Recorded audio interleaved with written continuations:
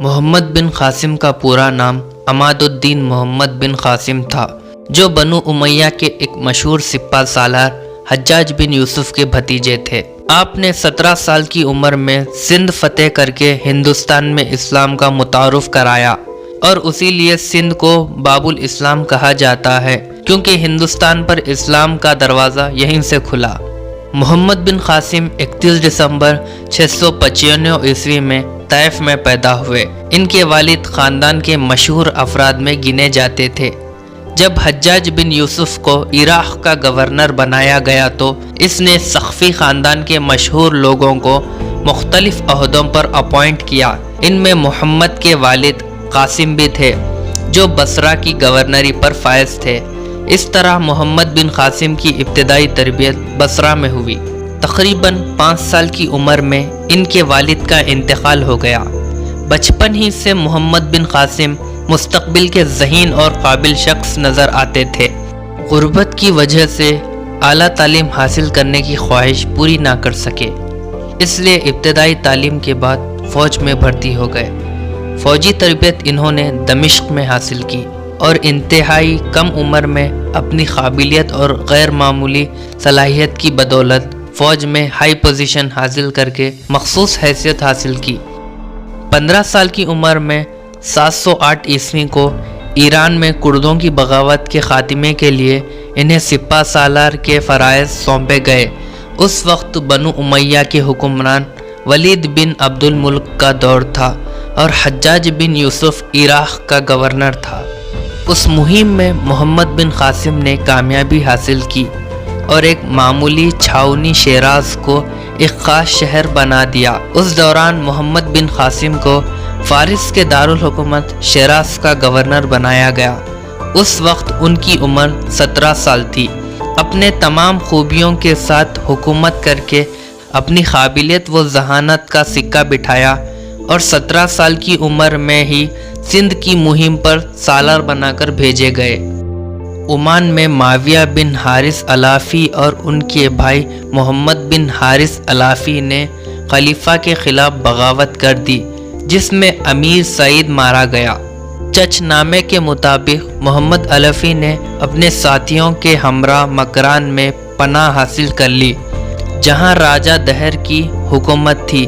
ایک روایت کے مطابق جب راجہ دہر نے چند خواتین کو گرفتار کیا جو تاجروں کے ساتھ آئیں، تو انہیں چھڑانے کے لیے محمد بن قاسم نے سندھ پر حملہ کیا۔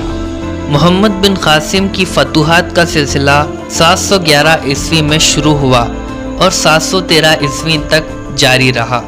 انہوں نے سندھ کے اہم علاقے فتح کیے اور ملتان کو فتح کر کے سندھ کی فتوحات کو پایہ تکمیل تک پہنچایا، لیکن شمالی ہند کی طرف بڑھنے کی خواہش حالات نے پوری نہ ہونے دی۔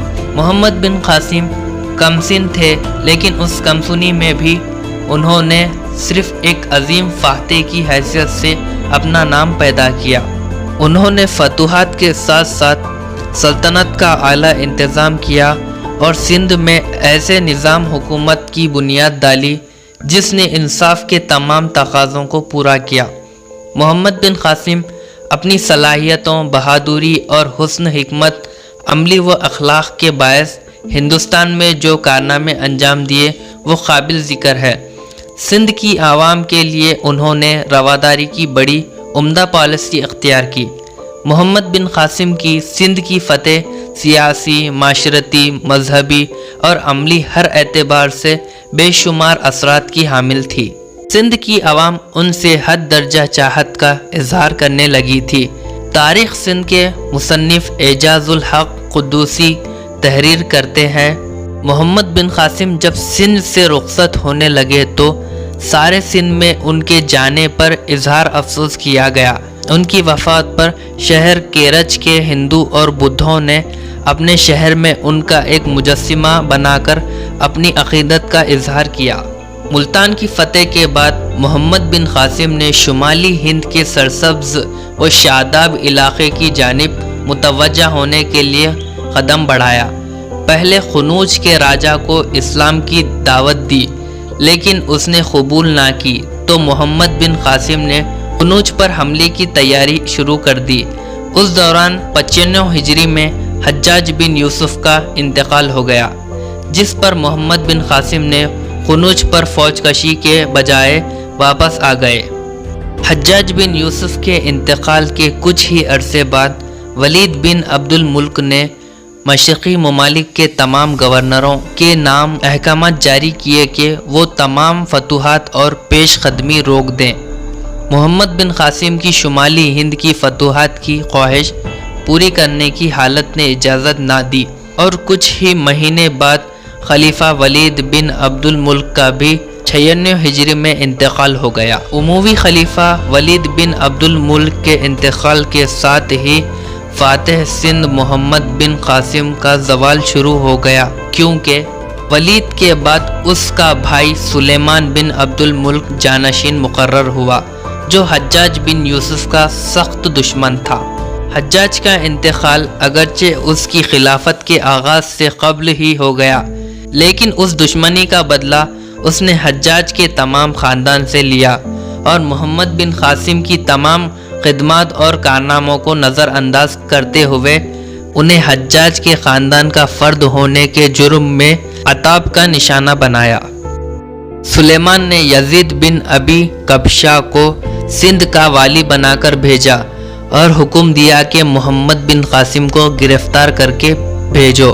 मोहम्मद बिन कासिम के साथियों को जब उनकी गिरफ्तारी का पता चला तो उन्होंने मोहम्मद बिन कासिम से कहा कि हम आपको अपना अमीर जानते हैं और उस लिए आपके हाथ पर बैत करते हैं। खलीफा का हाथ हरगिज़ आप तक नहीं पहुंचने देंगे। लेकिन मोहम्मद बिन कासिम ने खलीफा के हुक्म के सामने अपने आप को झुका दिया।